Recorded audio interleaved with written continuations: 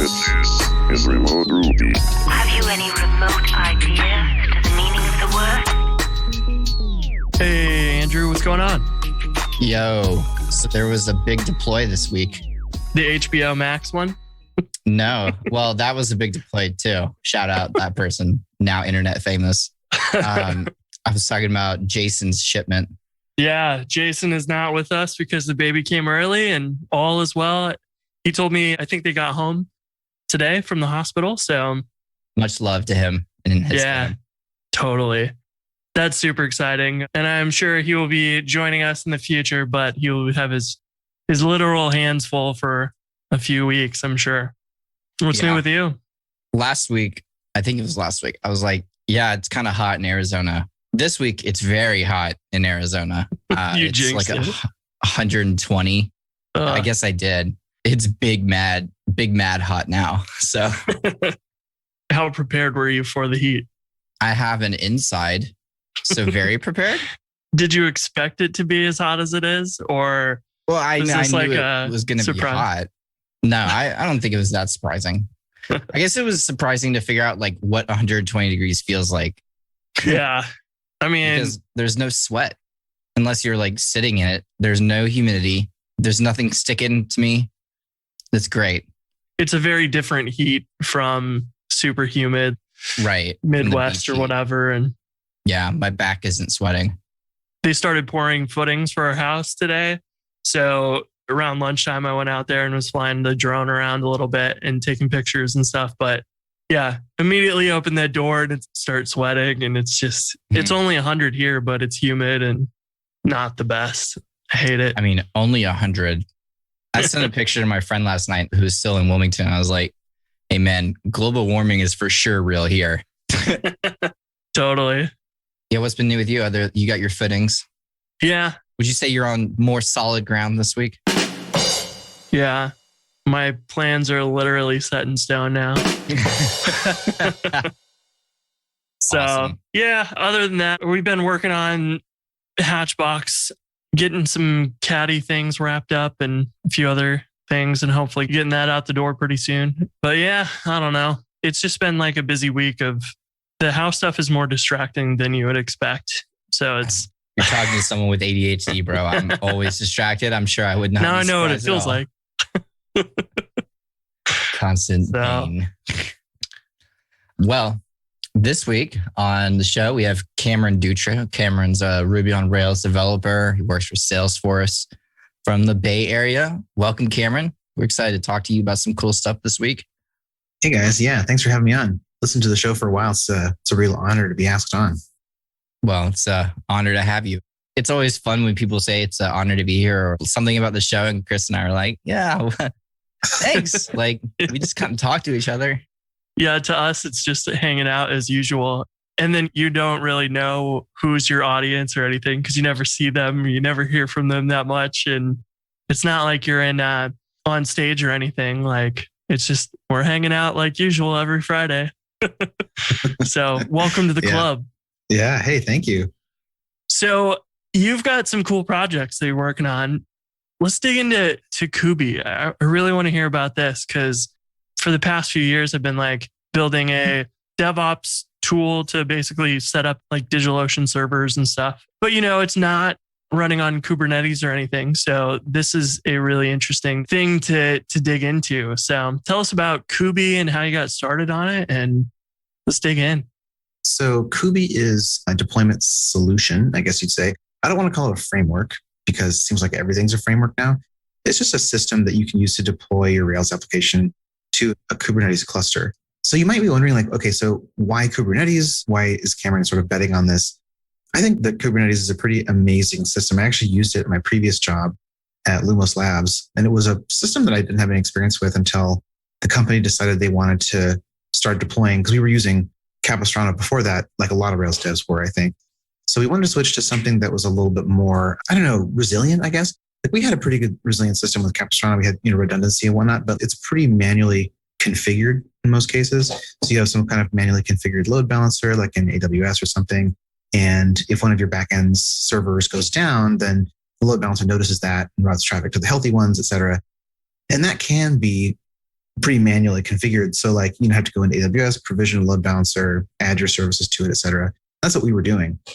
So one of our employees at the time had some experience with Kubernetes on the DevOps team, and he just sort of advocated for it, and we moved over to it. I learned a ton from him about how it works.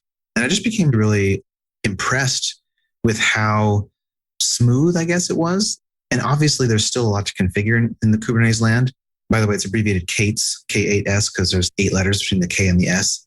So I might say KATES a couple of times here. But KATES is a really cool system because of all of the different parts of it that you can take leverage to do all this manual or the stuff that normally would be manual. So a good example of that is like load balancing. In KATES land, you would simply create a service. That service load balances between all the different instances of your Rails app. So there's no manual configuration there. You just say, I want a service. I want it to proxy to these backend. They're called pods. And I can scale up and down as I want to, and that all happens automatically. So I started thinking about KATES as just the future of web applications because of how awesome it was as a platform. The other cool thing about KATES is that a lot of different hosts out there, so AWS, GCP, Azure, DigitalOcean, Linode, they all have Kubernetes clusters you can just spin up and not have to even worry about spinning up your own cluster. So you hit a button, you get a cluster. And the cool thing is, if you were deploying at one point to I think is it Linode or Linode? I would say Linode. Linode. Then you can deploy there. Everything works great. And then if you're like, oh man, DigitalOcean has like a way better deal, I should go over and take advantage of this like price reduction over here. Then you can switch over without really making any code changes at all. Like you don't have to go provision anything. I mean, except the cluster, right? You go into their interface, you spin up a new cluster, and then when you run a kube control command, kube control being the main way that you interact with the cluster, all you have to do is point it at a different cluster, give it a different certificate and URL to talk to that cluster, and you can deploy to it without changing anything else in your code because everything's portable, everything's defined in declarative YAML files.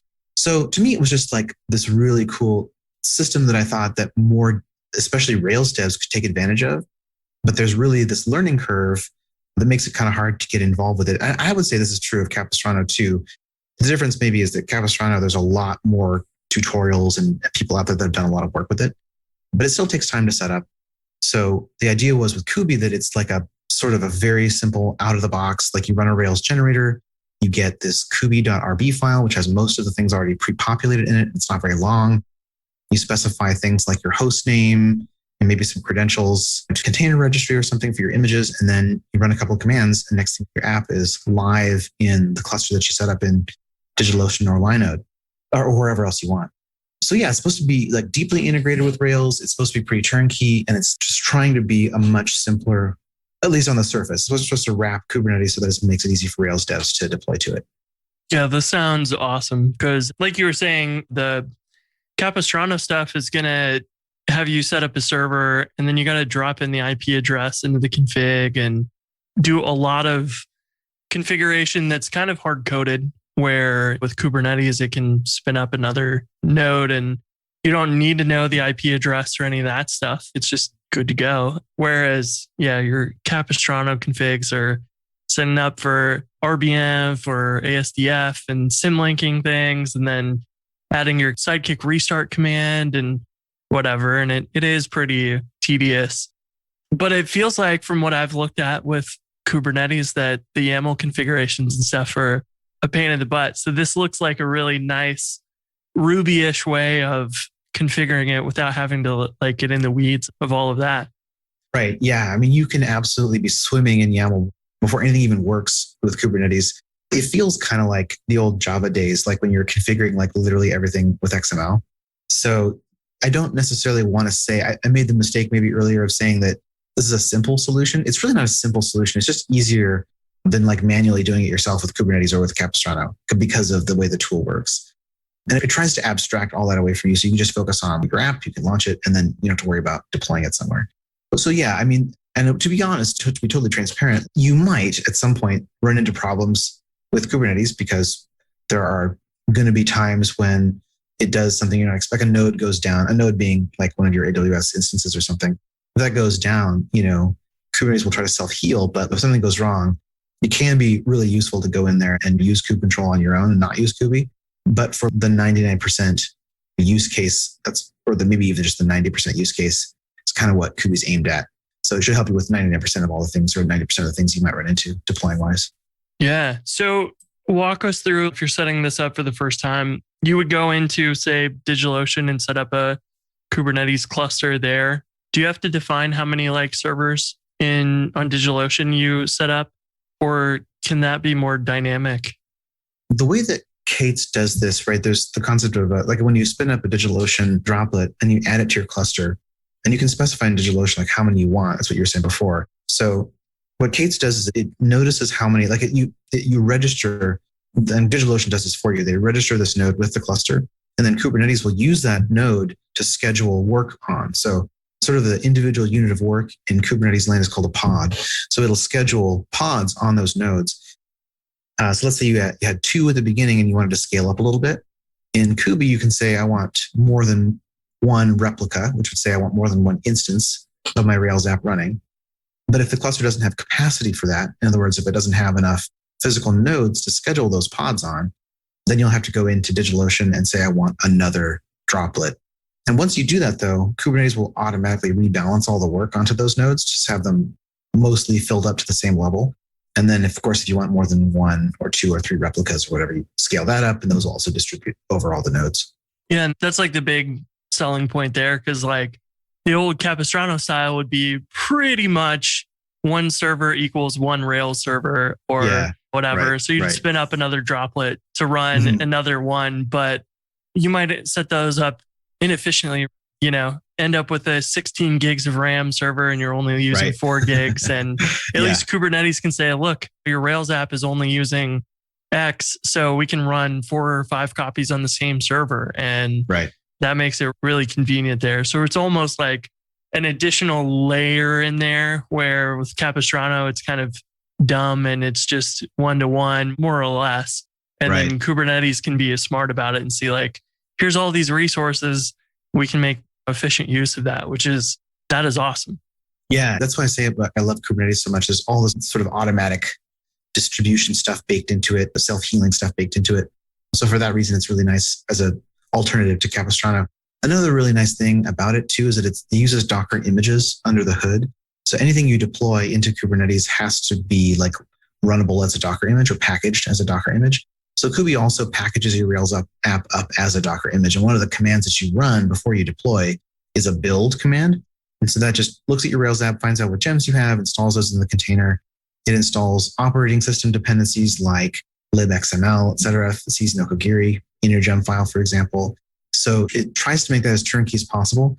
Because when you're trying to run a Rails app on just your Mac or Linux machine or whatever, or even Windows, there's a lot of manual work, often installing all those packages. And you don't really want to have to reproduce that on your servers. And if you're using Capistrano or spinning up your servers, even with Chef or something, a lot of the manual work that you have to do per server is install all those things. But because Kuby and because Kubernetes use Docker, you just need to build your image once, and then you can deploy it anywhere. It's got all the dependencies you want packaged up with it, including gems and configuration and everything. So yeah, it ends up being really nice from that perspective too. So how does it work with databases? Do you run your databases inside of Kubernetes, or do you use RDS or DigitalOcean managed databases, or how would you approach that?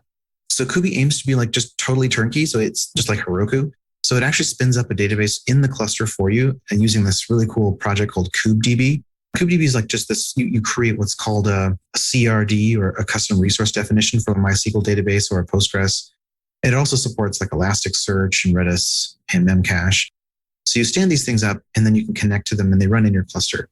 Now, I don't necessarily recommend that for a big app or even a medium-sized app. This is just to get you off the ground so that you don't have to go and learn that stuff and do that stuff yourself.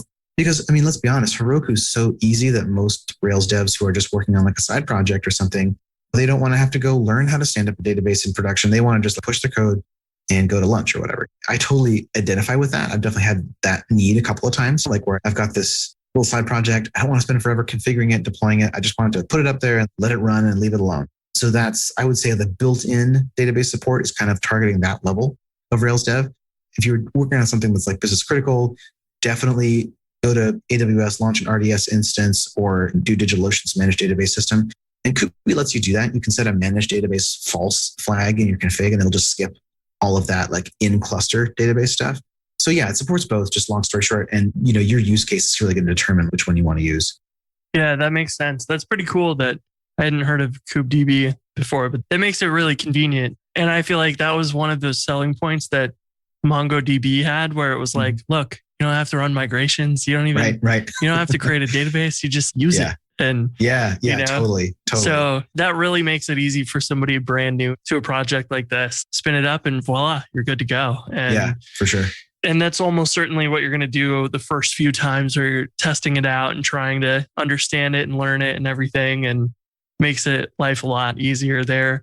So with Kubernetes, you're not setting up a server in the normal sense. You're running Docker images. So you've got to think about things a little bit differently, right? With cron jobs and setting up Sidekick as a different process than Rails. And I guess one-off things like migrations or even just SSHing into a console just to poke around at things. That's kind of a widespread question, but how do those things work in Kubernetes? Yeah. So let me start at the end and talk about SSH. So like you're totally right. It's a very different like way of managing applications. Like you don't really have access. Well, I mean, you do. On DigitalOcean, I was going to say you don't really have access to the server itself. I mean, you do, because in DigitalOcean, when you start up a new droplet, like it gives you an IP address. You can SSH into that just like you would any other server that they give you, even if it's not managed by Kubernetes. But generally speaking, you don't need to do that because the abstraction layer that Kubernetes gives you is such that you almost never need to know what it's actually doing on the host. You just need to look at one of the pods it's running and find out what that pod is doing. So think about a pod, by the way, again, just one instance of your Rails app running, like it's logging to standard out. So every time a request is made, it's logging to standard out, and you can go stream the logs from it. It manages all that for you. To SSH in, you do what's called an exec command, and Kuby has like a wrapper around this. So you can say, I think it's, bundle exec Kuby remote shell, and it'll just drop you into a shell inside one of your Rails pods, like the first one it finds, if you have more than one. You can also do like remote console to get like a Rails console. You can do remote DB console to get like your database console. And then you can also do a bunch of other Kubernetes commands to inspect what's going on in your cluster. But yeah, so that's kind of the general way. Like it's different totally in the sense that you don't have a server to connect to, but you still have pods. You can execute commands in and see what's going on there. I'm forgetting the other parts of your question.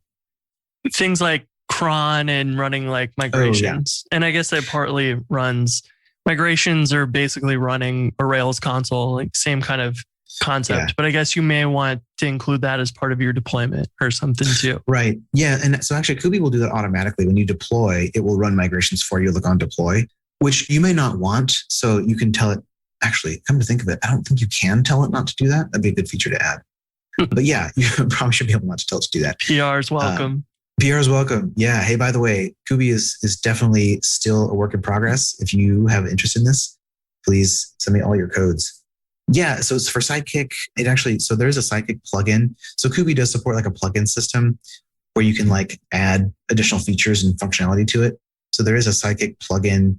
You just say add plugin Sidekick, and it like spins a Redis up for you and starts a couple of worker pods. And so you just can shove stuff into Redis that way and process that stuff with the workers, and it gets deployed with your app. So there's lots of cool like extension or like extensibility. I wrote the Sidekick plugin just as a proof of concept that this is how you would do this. But I have to imagine there's a lot of other use cases that I haven't thought of, like plugins that could be super useful for other like things you might want to do with Rails.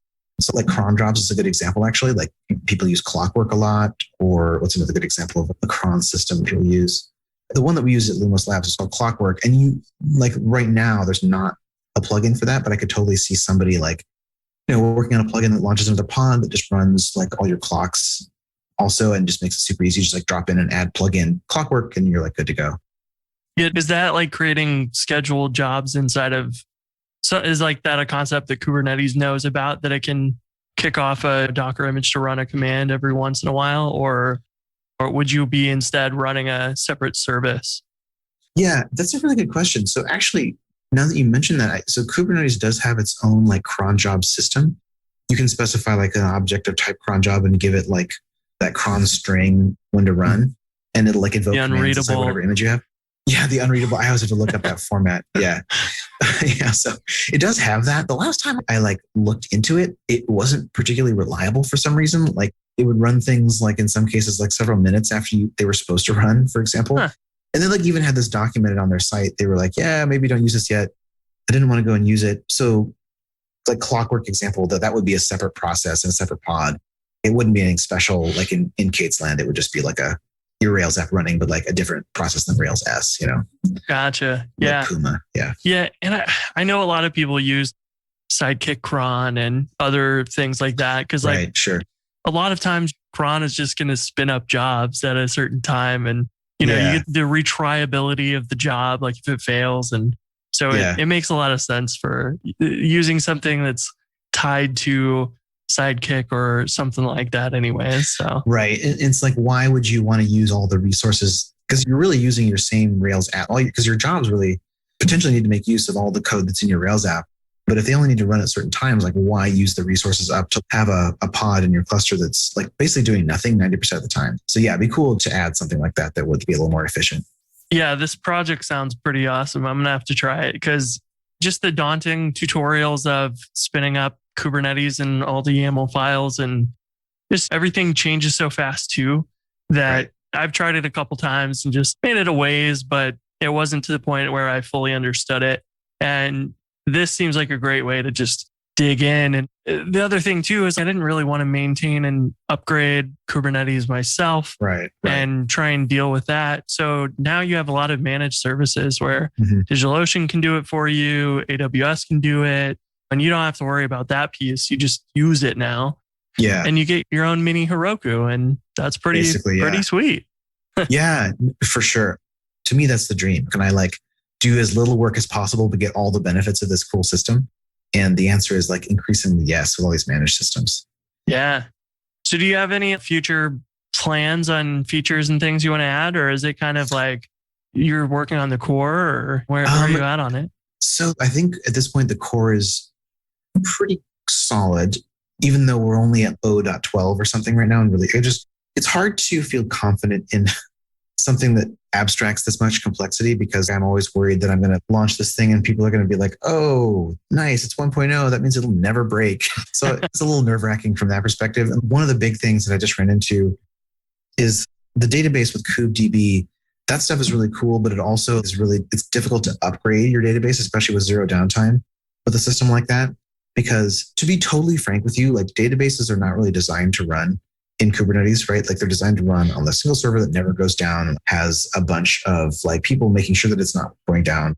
Because it's a single point of failure that most people have in their systems, right? In their apps. Mm-hmm. So to what I'm working on right now is a way to zero downtime migrate to a new version of KubeDB inside your cluster. That's proven to be really difficult because you're dealing with a lot of different sort of roadblocks. For example, the KubeDB operator runs in your system and listens for these requests. It listens for things like when the cluster says, I want a Postgres instance. It listens to that and it says, okay, I've got a request for a new Postgres instance.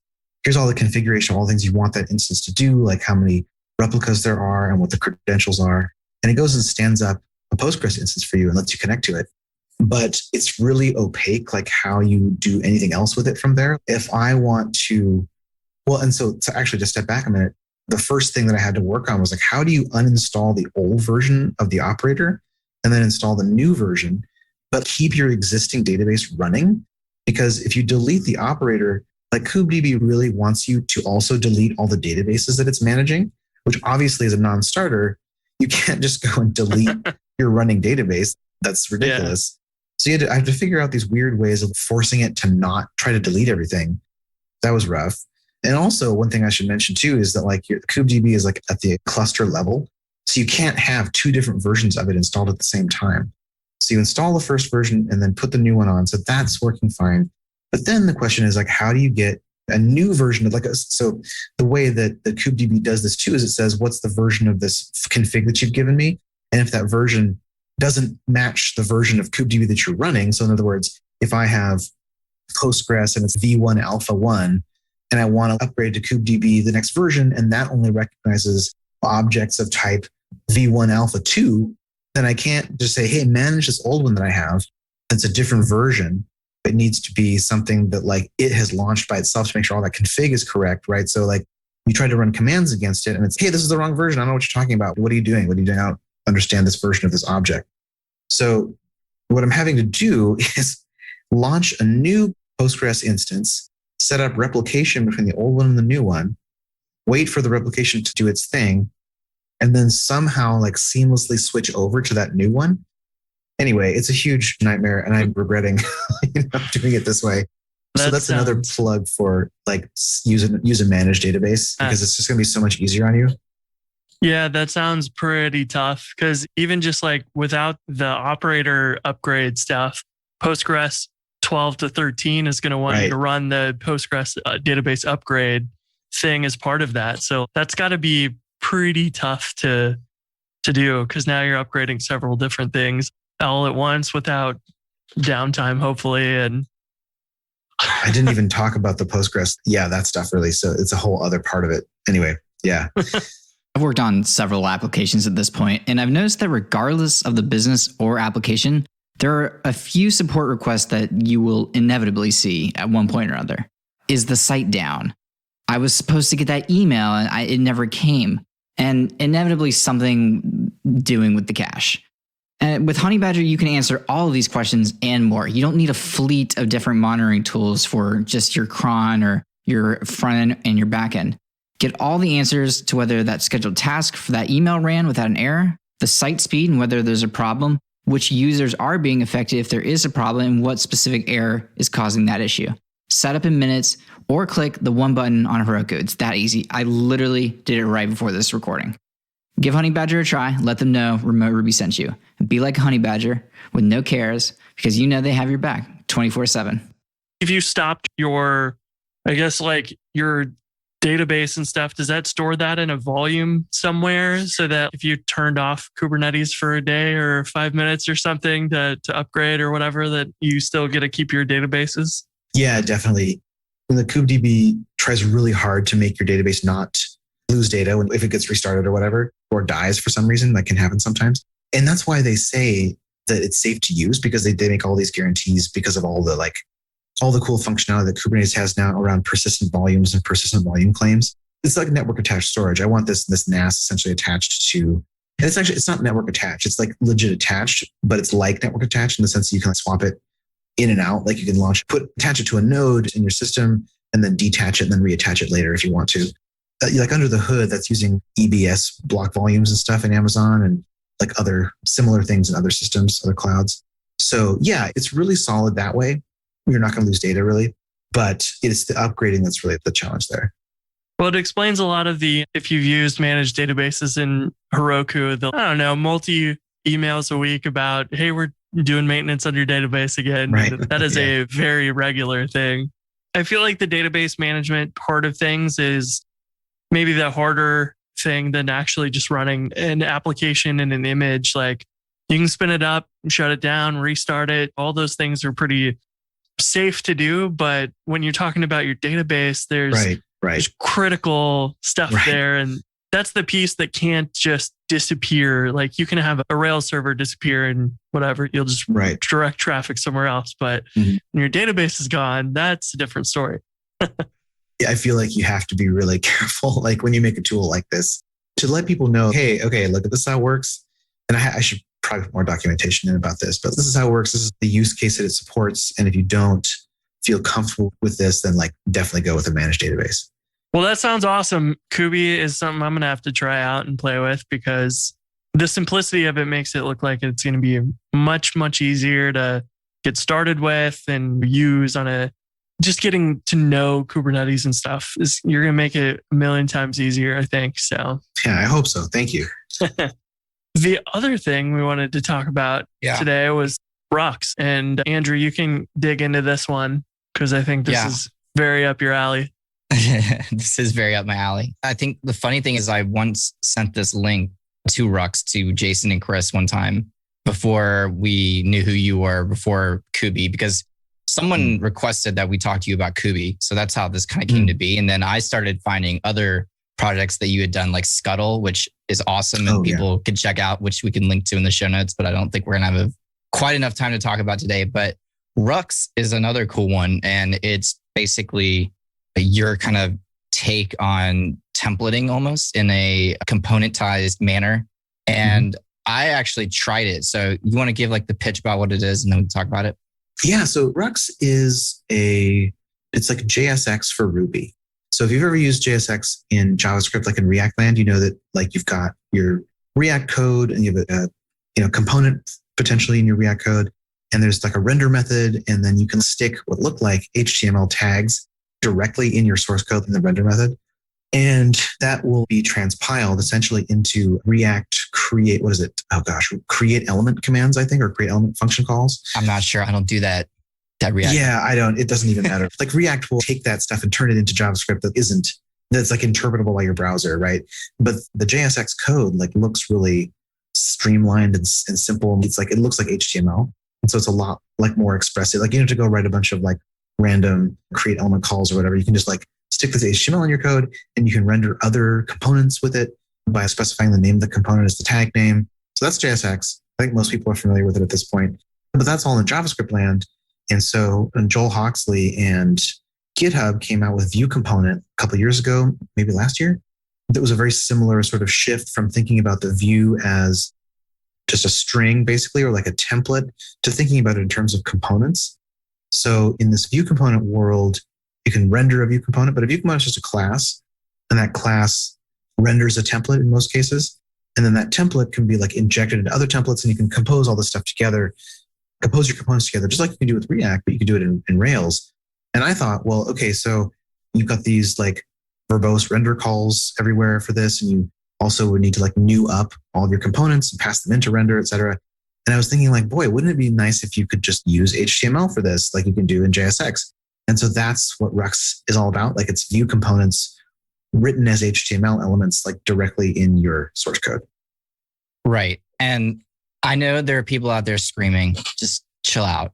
So the thing that's really cool about Rux, which is like, I know something you were talking about is like being able to write more verbose templates kind of with your Vue components. A lot of people out there, but you can do that. Yes, you can. You can have a separate HTML ERB, or if you're cool, you have a HAML file that's separate from the component. That's where you can write your markup and you can use it almost just like a controller view kind of like relationship where your component passes stuff into that HTML ERB and then it all goes back up. But there's a way to do inline components via the call method, or if you can use call with variant, which is basically a method that goes inside of the component that's special that Vue component recognizes like, hey, this is a render inline. So a lot of people, which when I say a lot of people, I really mean me. And then I know people do this in JavaScript world, is that instead of having, if you kind of adhere to this idea of like atomic components, which I do very much, then you have, let's say, a really simple button component. And then maybe to compose up another view, like they talk about a lot in GitHub, they have multiple buttons and then they have these other smaller components that they compose together. And for those smaller components, having a button.html.erb or button component.html.erb is ridiculous because it's maybe one line of HTML, maybe two. And you can do this right now in Rails by using like content tag helpers. But if you've ever used content tag helpers and the tag helpers, you know that there's quirkiness, there's weirdness. It's kind of a pain to write. You have to remember the syntax. What Rux allows you to do is basically just write the HTML there, and then it gets kind of converted into Ruby by Rux, right? Am I on the right path? That's right. Yeah, totally correct. So if you adhere to a lot of components, right? Or you have atomic components, you have a ton of components, your tree is massive, and then they all have an HTML.erb, like that's a pain. It's a pain to like have to go through all of them. So what I found that the nice part about Rux is that I take all these smaller components, or even maybe the bigger ones, and I put the HTML directly in the call method, just like you would do. That's why it's kind of like JSX. It was hard for me to kind of make the connection at first, but that's how you would do it in a React component, where you have inline in the component in their return method, which for a Vue component is the call method. You write out your HTML and then Rux converts that into Ruby for you. So now you have one Rux file with your button stuff, and you can have logic in it. You can write Ruby directly inside of that without having to do the whole ERB dance. And I think it's cool. Thank you. That's where I'm at with it. Yeah, thank you. It's perfect explanation. Yeah. And thank you for clarifying that there's like a difference between the template that you can store on disk, like ERB file that your component can render, versus the call method, which is like an inline template. Yeah, that's really a key, I think, differentiator, because view component by default doesn't really, well, that's not true. You can definitely use the call method inside your view components, but imagine having just, because what your call method is going to be in like a regular view component land is just a giant string of ERB code. So it's like, why would you not just stick that in a file? So Rux is like much more like treating your template as code. So there's like syntax highlighting. There's like, plugins for VS Code, Sublime Text, and Atom. So you can load that stuff into your editor. You can like syntax highlighting, which it's not like you don't get that in ERB, but you get less of that in ERB, I think. And you can also embed Ruby inside your Rux code, and that gets syntax highlighted too. So yeah, to me, it's like a less verbose, more expressive way of writing your view component templates. And kind of because I've been thinking a lot about this, and I'm not going to get into it, just side projects with Andrew. But for me, the argument of whether to use Rux isn't so much, I mean, it obviously could be, but the true power of Rux isn't if you're using a bunch of ERB partials, right? If that's the way you build components, you build them with a ton of ERB partials, then maybe Rux isn't really for you, because the mindset of thinking that you have to be in, you're not going to be able to take as much advantage of Rux. Where it comes into handy is like where I mentioned, where you have a lot of inline components. And like you said, yeah, you could write ERB there, but you could basically just do big ass here doc right there. Yeah. And put all your, but blah. And then you could do it with the content tag helpers. And again, blah. There's ways to do it. None of them are great. Rux is what provides you a nice way to do it. That's where I would begin the argument. If you're already kind of committed to this idea of having atomic components and trying to write the majority, like you don't want to write HTML, you want to write Ruby, you don't want to mess with a ton of ERB, that's where you start considering Rux. But if you're just married to ERB partials, then you're not really even in the mindset to take advantage of what Rux provides. And I don't think the value of Rux really shows itself until you're in that position. Yeah, I think you're totally right. What I'm hoping is that eventually a lot of Rails devs will see the value in creating smaller components, just like the React world has. And Vue component from GitHub is like the game changer here. Rux is really not the game changer. Rux is just like a layer on top of the Vue component library, framework, whatever you want to call it, that the GitHub worked on. Like Vue component's hugely cool because it does encourage you, and there's so many good benefits to using it, right? It encourages you to make things small. It encourages you to make things testable. So you can stick your Vue logic into the single class. Then your test, you can render that single thing and assert that it's got the correct HTML output in it, right? So lots of goodness there. The thing that I think maybe the most powerful thing about Vue component, though, is that it enables these Vue component libraries. So like you could ostensibly, and GitHub has actually done this, they have their primer Vue components. I think it's just called Vue GitHub/Vue components, which is not Vue component, right? Vue component is the framework, and the plural version of that is like all of their primer Vue components that you can start to use in your own applications. So you could potentially like render a GitHub style button in your app by just dropping in a gem. And then I guess you have to include the CSS and JS if you want to get it fully working. But like you can render a Vue component, just one of their buttons, one of their drop downs, headers, whatever you want, like all that stuff is packaged up for you in this like design system gem. So what I can imagine is like that happening for Bootstrap, and that happening maybe for like certain Tailwind. Tailwind is super configurable, right? But so like certain Tailwind. I already went down this path. Don't do it. I've already done this. I started this before Primer. Don't do it. Yeah. Not worth it. Well, I don't know. I mean, unless you have a lot of resources, GitHub is doing it because they have a ton of people who are like tasked with, because they want to make everything, as far as I know, they want to make everything like very uniform across all of their pages and properties and whatnot. So it makes sense for them to do it. I don't know if it makes sense for an individual to do it, but I can totally see Bootstrap becoming like a set of Vue components. We'll see Bootstrap, and maybe I should clarify. Definitely, if you have a design system and it's written in Tailwind, definitely port that over and make your own engine if you want. If you have multiple Rails apps, there's multitudes of reasons why you would do that.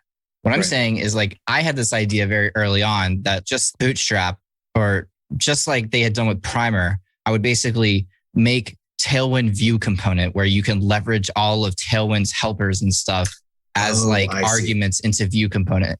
And that was a stupid idea because not only is it incredibly hard and like a lot of work, it's also defeats the main point of using Tailwind. If you have components that take all of the arguments that Tailwind can provide, so what are you even doing at this point? Oh, that's a really good point, because Tailwind's whole thing is you don't need more structure than what it already gives you. Because the whole point of it is just to decorate your HTML. Yeah, that's interesting. Yeah, because I was creating because it's kind of how Primer has it, where they have these keywords that are like, if you try to add in classes, but there's a keyword for the class, like PX. So in a Primer view component, you can do view component.new PX2, but then you can also pass additional like string array of classes. So then I can do classes, MX2, stuff like that. If there's already a argument for it, so going back to the PX2, then if I try to add the class into the classes string array PX2, it'll stop me and be like, hey, no, we already have a way for you to do this. So that's why I was trying to do that basically with Tailwind. We did the same idea where everything has PX2 and then screen, and then you could specify the screen. And I'm like, this is ridiculous. I'm just moving like class names into Ruby as arguments for no reason. But anyway, so what is your like vision for Rux? Why should people use this? I mean, I want Rux to be a JSX for Ruby, right? That's sort of the goal number one that I had for it. And that's what it currently does. But I think there's a much bigger conversation that we could have around transpiling Ruby in general. Because, I mean, I don't necessarily, I hear people cringing in the background. Oh my gosh, transpiling Ruby, that sounds like a terrible idea. Because look what happened to JavaScript.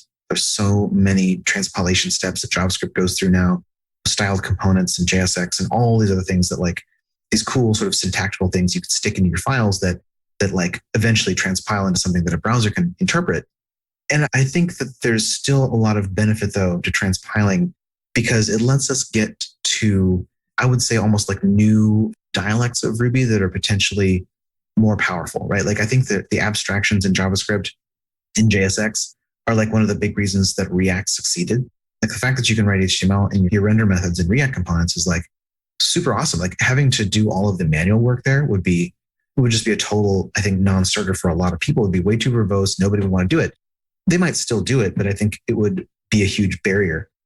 So, that being the case, the transpilation in that case really helped adoption of the framework. And now like everybody does React, right?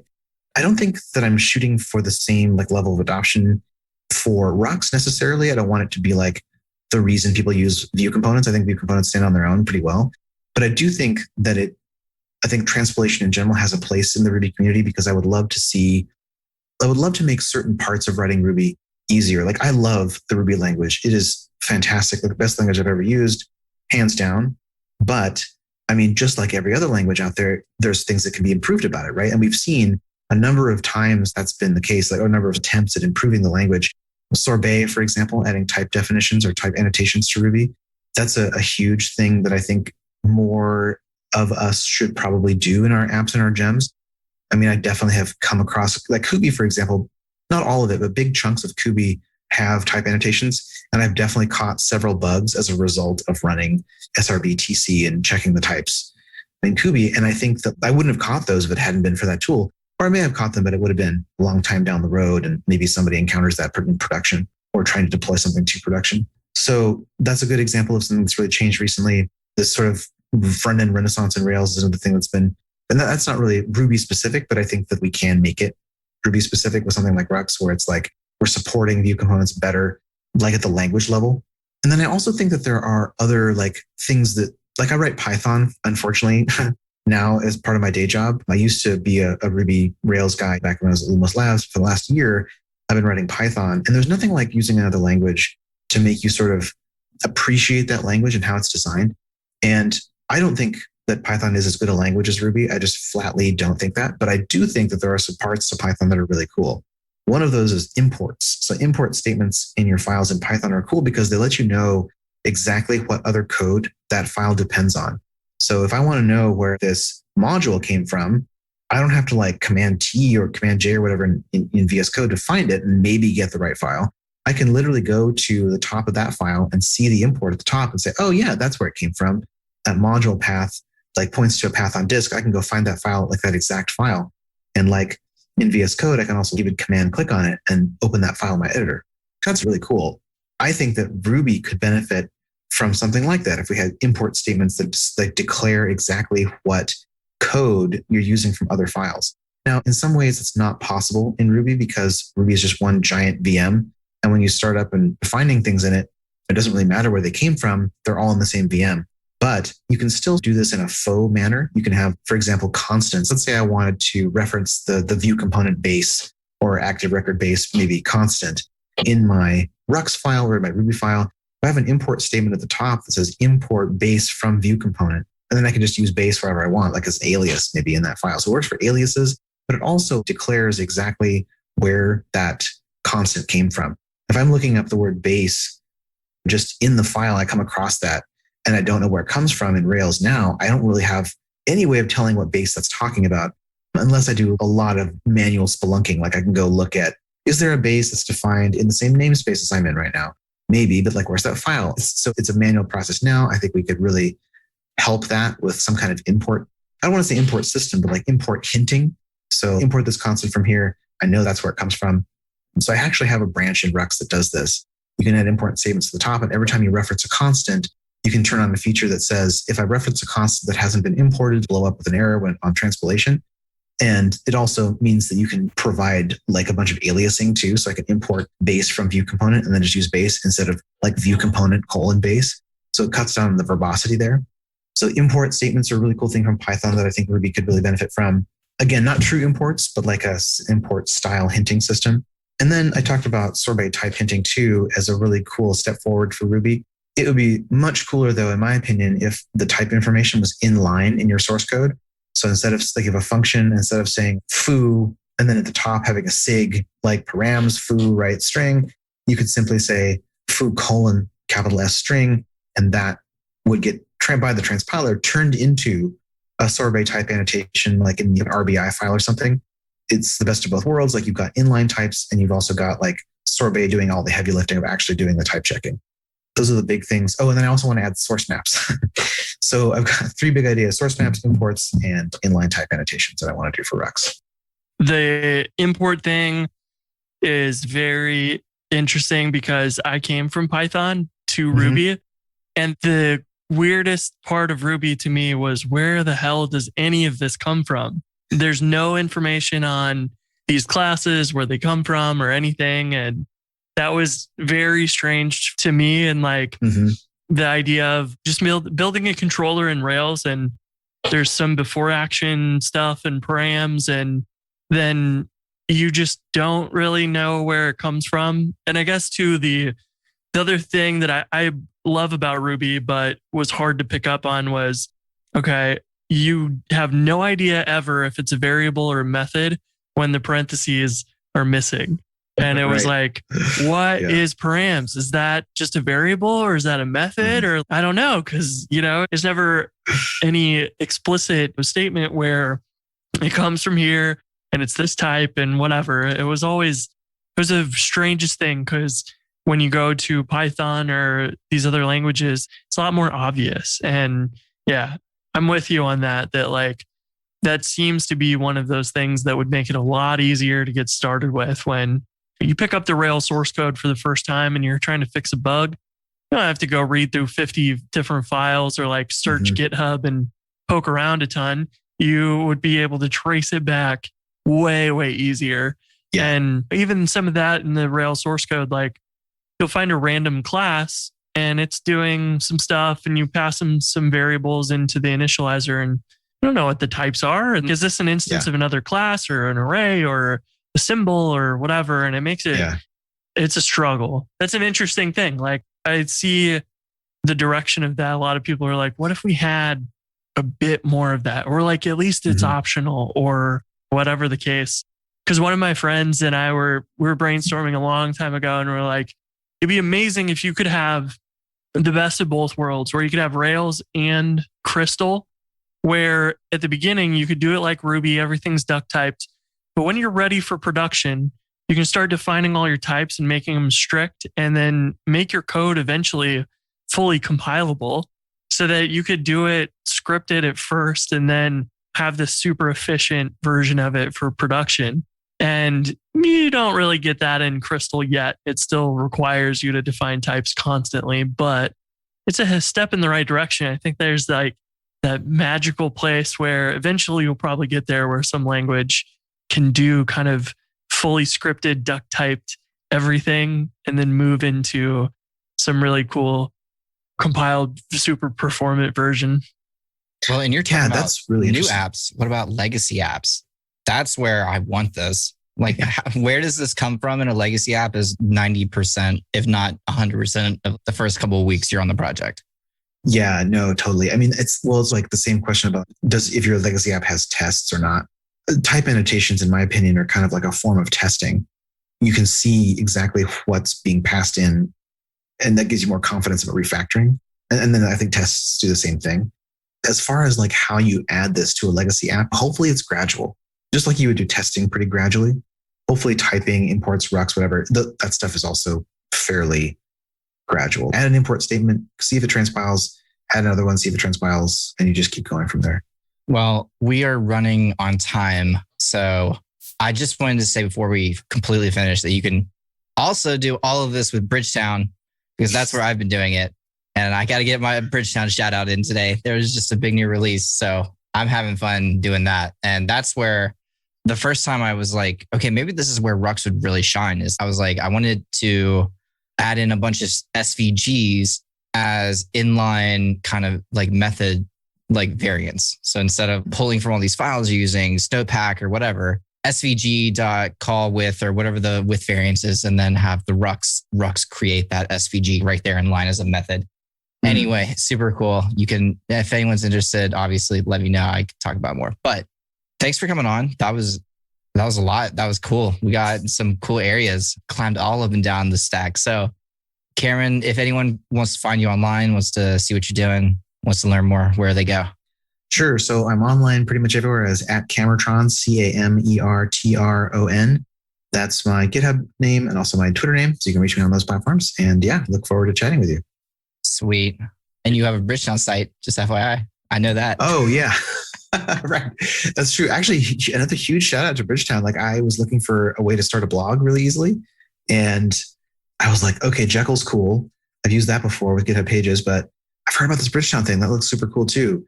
And man, it was so easy. I just like gem installed a couple things, generated, and I was off to the races, and it was super easy. So big shout out to Bridgetown. Really cool system. If you're loco like me, you're writing your templates in Ruby now with the latest release. So anyway, talk about it another time. We need to get Jared on the show. Cameron, thanks for coming on. Yeah, thanks for joining us. Yeah, and guess we'll be back next week, probably without Jason, but probably without Jason. It's Go all online. All good. Wish Jason happy shipping. Yeah. You know, one thing I noticed about this episode is just that there's like a big reduction in the number of jokes at Andrew's expense because Jason's yes. here. So thank you for pointing that out. See, because I was internalizing that, but thank you for pointing that out. Yes, it is much more safe here for me without Jason's flames. On that note, yeah, we'll catch you next week.